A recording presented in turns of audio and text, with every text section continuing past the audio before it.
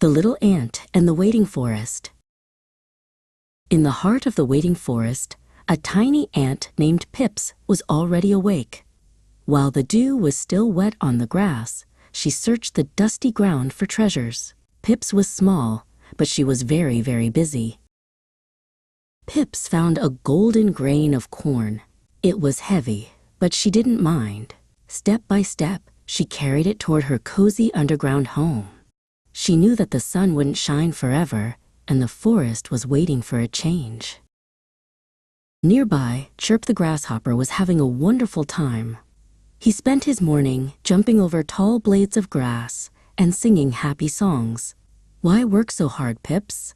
Chirp chirped. "The sun is warm, and there is plenty of music to make." Azure the peacock stood in a clearing, shaking his magnificent feathers. He was very proud of his colors. "Look at me," Azure called out. "I am the most beautiful sight in the forest. Why should I worry about anything else?" He spent the whole day just being grand. High up in the oak tree, Scamp the squirrel was feeling very clever. He had found a soft, mossy branch for a nap. "I'll find food later," Scamp yawned. "For now, the breeze is perfect for a long, peaceful sleep." He closed his eyes and drifted off. Soon, the green leaves turned to bright orange and red. The air became crisp and chilly. Pips did not stop. She found a large, dry seed and began to pull it toward her larder. She could feel that winter was coming closer every day. One morning, the forest woke up under a blanket of white snow. The ground was frozen and the trees were bare. Pips took one last look at the cold world and hurried into her warm, deep tunnel, pulling a thick leaf over the door.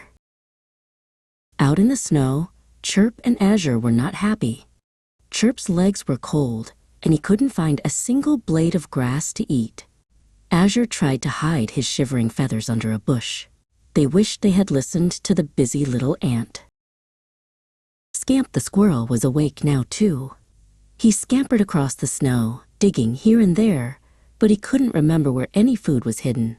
His cleverness didn't help him find a meal in the freezing forest. Deep underground, Pips was safe and sound. Her pantry was full of the corn and seeds she had gathered. She sat in her warm room, enjoying a delicious snack. Pips knew that because she worked hard yesterday, she was ready for today.